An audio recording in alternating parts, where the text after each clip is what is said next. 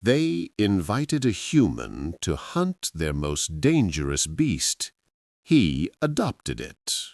Instead, the Zelathian council chamber fell silent as Ambassador Vexar's claws clicked nervously against the obsidian table.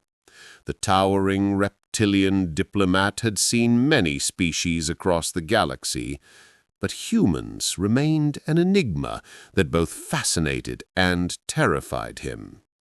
"Captain Thompson," Vexar began, his voice carrying the weight of desperate hope, "we have exhausted every option. Our greatest hunters have failed. Our most advanced weapons prove useless. The Shadow Stalker has claimed 17 settlements in the past lunar cycle alone." Captain Marcus Thompson sat casually in his chair, a stark contrast to the rigid postures of the 12-foot-tall Zalithian surrounding him. His weathered face bore the scars of countless battles across the galaxy. Yet his blue eyes held an unexpected warmth that unnerved the alien council members. "Tell me about this creature," Marcus said, leaning forward with genuine interest rather than the bloodlust they expected from a human warrior. High Counselor Zexra's crimson scales rippled with agitation. "It is death incarnate. Humans 8 feet of pure muscle and razor claws capable of tearing through our strongest armor. Its hide deflects energy weapons, and it possesses intelligence that borders on the supernatural. It hunts not for food, but for sport." "And you want me to kill it?"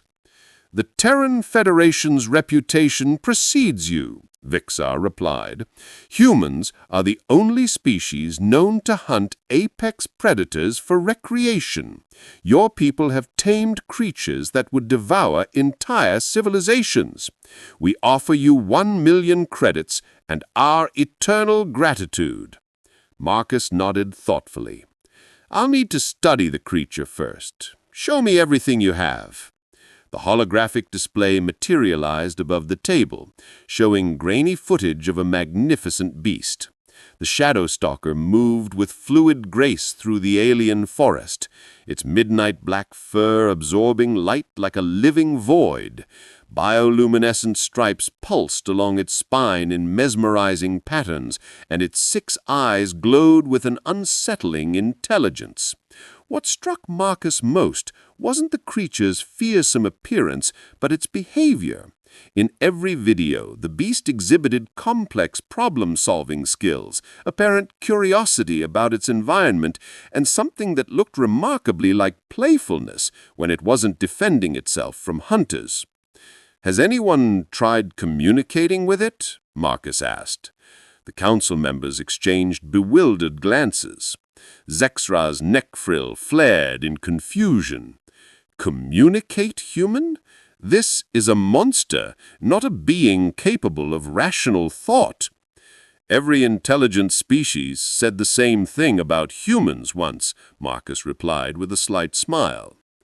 3 days later, Marcus found himself alone in the whispering woods of Zilalia Prime, equipped not with weapons but with universal translators, portable shelter, and an assortment of what the Zalithians could only describe as strange human provisions. The Shadow Stalker found him on the 2nd night. Marcus sat calmly by his campfire as the massive predator emerged from the darkness, its 6 eyes fixed on him with predatory focus. The creature's muscles tensed, ready to strike, but something gave it pause. The human showed no fear, made no aggressive moves, and most puzzling of all, had set out what appeared to be an offering of food. "Hello there, beautiful," Marcus said softly, his voice carrying through the universal translator in melodic tones the creature had never heard. "I'm not here to hurt you." The Shadow Stalker circled the campsite, its bioluminescent stripes flickering in what Marcus recognized as a pattern of confusion rather than aggression. The creature had expected another hunter, another challenge, another fight to the death. Instead, it found something unprecedented: acceptance. Marcus slowly reached into his pack and withdrew a chunk of synthesized protein, tossing it gently toward the creature. The shadow stalker sniffed the offering cautiously, then consumed it with surprising delicacy. Its stripes shifted to a warmer, more rhythmic pattern. "You're not a monster, are you?" Marcus continued, maintaining eye contact without challenge.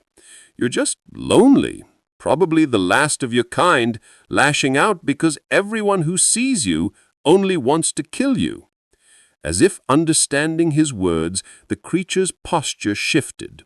The predatory tension melted away, replaced by something that could only be described as vulnerability. It approached the fire slowly, settling at a respectful distance but close enough to share its warmth. Over the following weeks, Marcus established a routine with the creature he'd begun calling Luna, after the way her stripes resembled moonbeams. He learned that she was indeed highly intelligent, capable of complex problem-solving, and even primitive communication through her bioluminescent patterns. More importantly, he discovered that her attacks on settlements had been defensive responses to hunting parties, not unprovoked aggression. The Zilithian Council was stunned when Marcus returned to their capital city with Luna walking calmly beside him. The massive predator wore a simple collar, embedded with a universal translator, allowing her thoughts to be converted into words. "The Shadow Stalker is dead," Marcus announced to the assembled council, his hand resting on Luna's head as she sat beside him like an enormous, exotic pet. "What stands before you now is Luna, the last Umbrella Prime. She's agreed to leave your settlements alone in exchange for protected territory in the northern wilderness." Vexar's jaw hung open in disbelief. "You tamed it?" "I didn't tame anything. I made a friend. Luna was never your enemy. She was trying to protect her home from what she perceived as invaders. Once we established communication, reaching an agreement was simple. Luna's translated voice filled the chamber, deep and melodious. The small human speaks truth. This one seeks only peace and understanding. The tall, caled ones may live without fear if they respect the ancient boundaries." The council erupted in whispered conversations, their reptilian features expressing emotions ranging from amazement to embarrassment. They had spent decades trying to destroy what was possibly the most intelligent native species on their planet. "So, about that 1,000,000 credits. I think Luna and I have earned it. She's expressed interest in seeing the galaxy, and I could use a traveling companion who can bench press a hover tank." Luna's stripes pulsed in what Marcus had learned was her equivalent of laughter. "This one approves of the small human's humor. Adventures among the star paths sound most agreeable."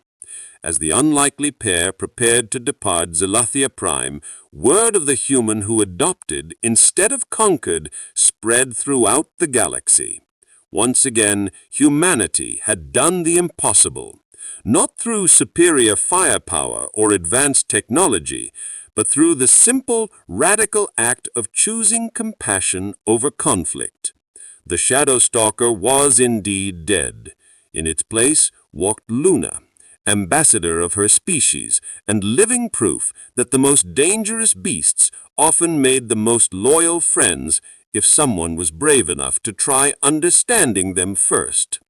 In the end, the Zilithians learned that sometimes the most human response wasn't to fight the monster, but to invite it for a meal.